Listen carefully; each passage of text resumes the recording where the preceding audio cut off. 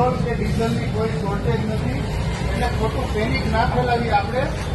આપણે આવું છે એપિસોડ 2-4 દિવસ પહેલા દેશના બાટલામાં પણ જોયો હતો.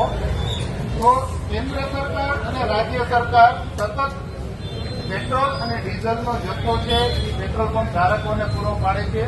અહીં મેં મેનેજર સાથે પણ વાત કરી છે, ચિરાગભાઈ સાથે પણ તમે જોઈ રહ્યા છો અહીંયા વેચાણ ચાલુ છે.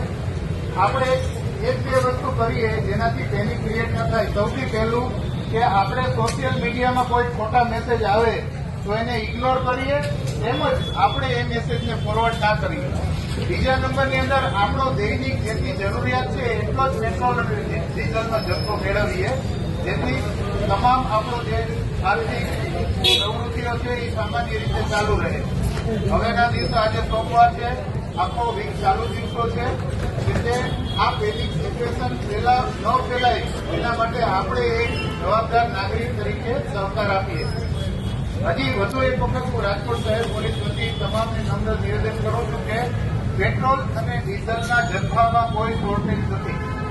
ઉપરથી સપ્લાય ચાલુ છે. અમુક પેટ્રોલ પંપો સમય મર્યાદાને કારણે બંધ થયા છે. તમે જુઓ છો કે અહીંયા પેટ્રોલ ડીઝલ મળે છે, તો આપણે જરૂરિયાત મુજબનું પેટ્રોલ અને ડીઝલ લઈએ.